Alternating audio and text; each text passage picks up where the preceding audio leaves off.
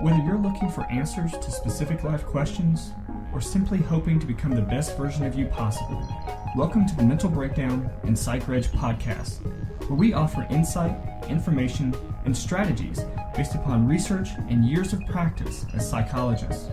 So sit back, have a listen, and get connected with our hosts, Dr. Bernie Wilkinson and Dr. Richard Marshall.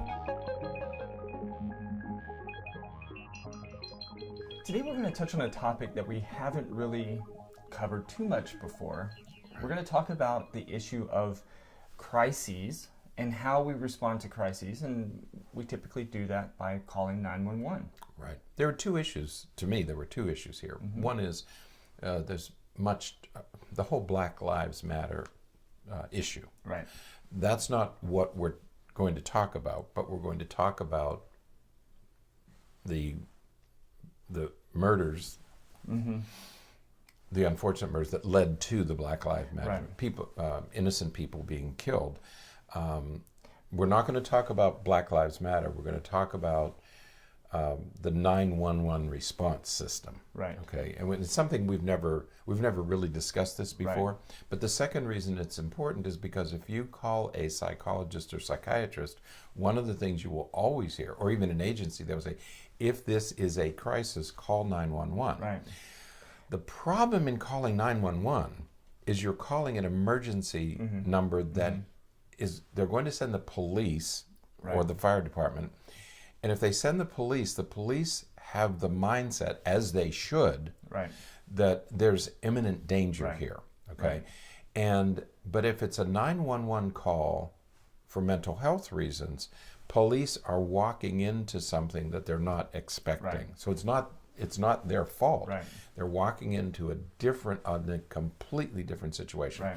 Police are trained to deal with lethal emergencies. Right.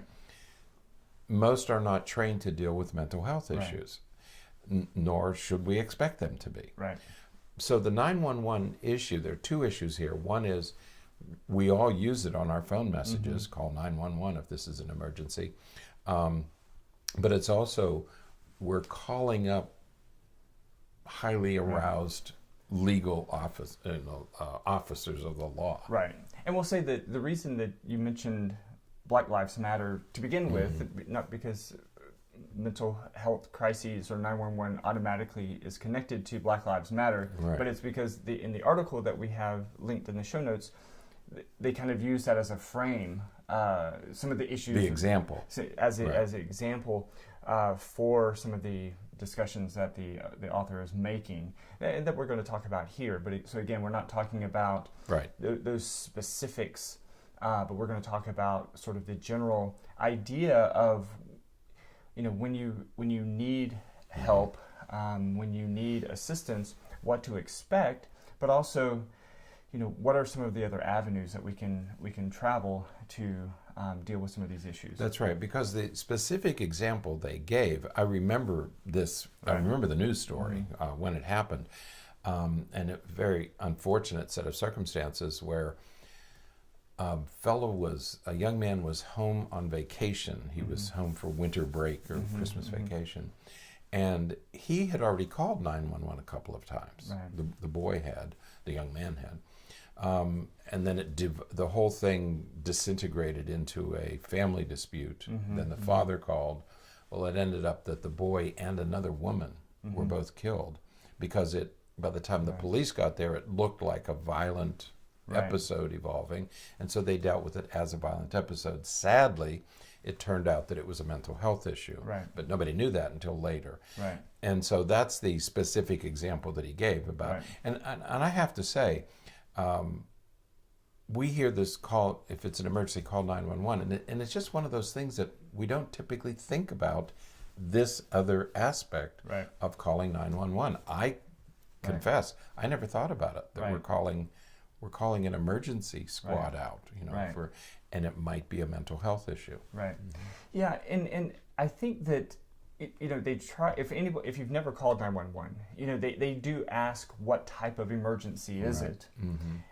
But depending on what's going on at the time, you may or may not be able to communicate that very well. And depending on sort of your location and all of that, the first responders may be medical professionals, or they could be Right. law enforcement, or it Right. could be firefighters. It could be Right. lots of different, a couple of different groups Yeah. of first responders. Because if the 911 call comes in and it's a panicked individual, man or woman, say, and my son has a gun or he has a knife or he's attacking He's other threatening to fam- hurt himself. You know, you send the police in because you don't want to send a Right. mental health worker in who's not trained to deal with those kind of situations. Well, when early in my post-high school training, I went through emergency medical training. Right. And I know your son has gone through emergency medical training.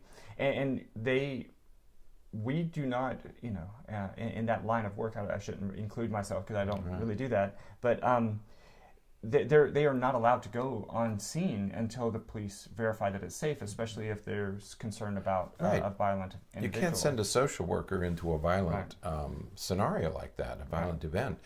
It just would be irresponsible and unconscionable that you'd walk in. I wouldn't want to walk in unless I knew what was going on. And so.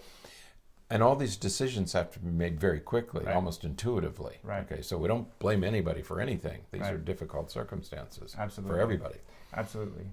So, nonetheless, Right. We are obligated, professionally, Right. legally, to encourage a person to, call for emergency support or get to an emergency room as quickly as possible in the event of a mental health crisis. Right. And I like the discussion that the author has in this article because it is an important discussion to consider as it relates to what happens when you call 911. And as we've been talking, it's important to realize that what will happen is that law enforcement will show up and fire department will likely show up and depending on where you live, and as will medical professionals, EMTs and paramedics and things like that.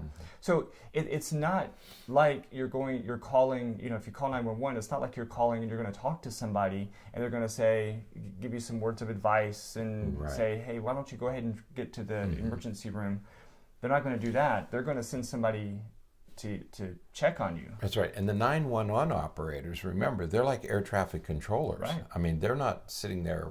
They're getting calls all day long, and they're responding, and they don't have all the information. And they're not mental health professionals. No, they're not trained to do any of this stuff. They're trained to what you call triage. Triage, right. And so they determine how much of a risk it is, so that they know how many people to send. Who to send? Is it a fire or is it a violent? Is it violence? Is it a fire? And you're trying to determine that from a panicked caller on the other end of the line who might not be getting everything straight. Right. So again, you can't blame the 911 operators because they're working at a disadvantage as well. Right. So we, despite all of this, of course, we still, encourage individuals, encourage patients and people in general to call 911 in the event of an emergency, or to get to an emergency room as quickly as possible. Right. But I think one of the things that I think we should certainly mention is when you call 911 and they're coming to help, or if you go to the emergency department and you're in a mental health crisis, it's important that you recognize that you will likely be evaluated and assessed. If a police officer and emergency department comes to your home to check on you because of a phone call, there's a high probability that they're going to transport you to the hospital with your will or against your will, with your permission or against your permission. That's right. And that's because, again, their responsibility is to make sure that you're safe and that you're not going to hurt yourself or hurt anybody else. And so if it in their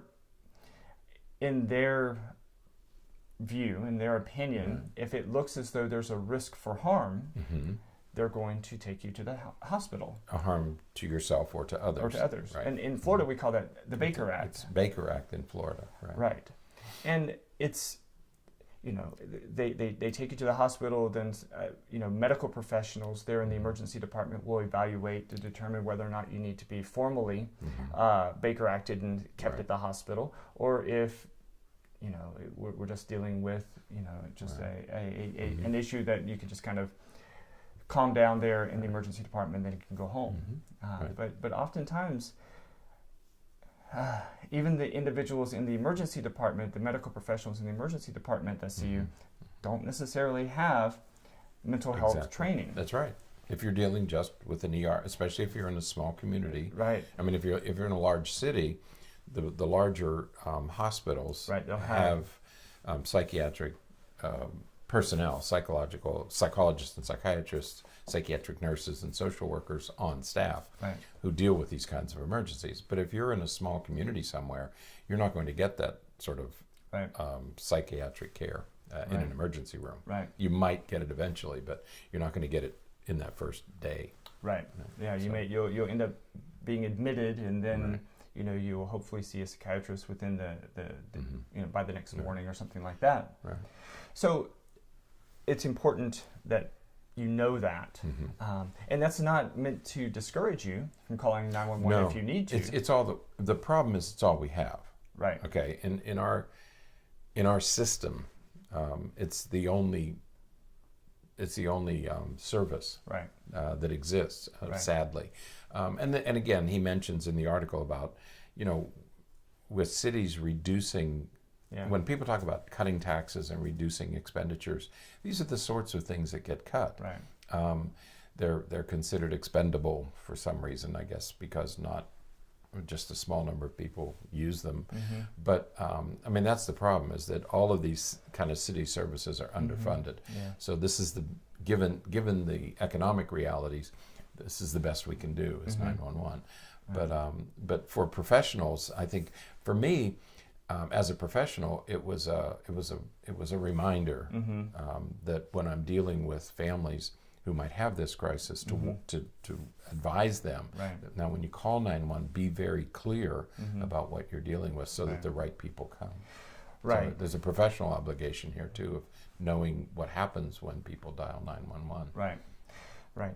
Now, two more quick things. One is, there are times, and this is, I think, one of the places where calling for support from emergency professionals sort of takes a negative skew from a lot of people. And that is when there are times when people make calls to 911 or to, even to the non-emergency line for help or for advice or for strategies for dealing with something that, because it's in the evening and there's nobody else open, or there's something else going on, or they just feel as though they need to support it. I've heard of people who call to report something to the non-emergency police line because of bullying situations or because of assault situations, and their kid was bullied at school, and so the kid is at home and kind of distressed and maybe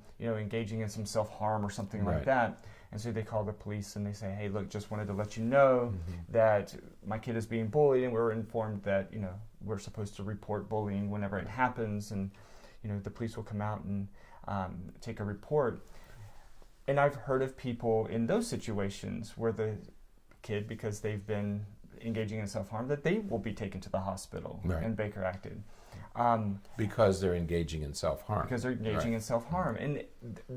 And that, to me, is where there's this really fine line between, is a person a danger to themselves, a true danger to themselves from the perspective that they're going to really do harm or even, kill themselves, go to an extent to end their life, versus someone who is engaging in self-harm as a maladaptive coping mechanism. And we've done some podcasts in the past about self-harm and that kind of thing. But it's important that you know that could happen.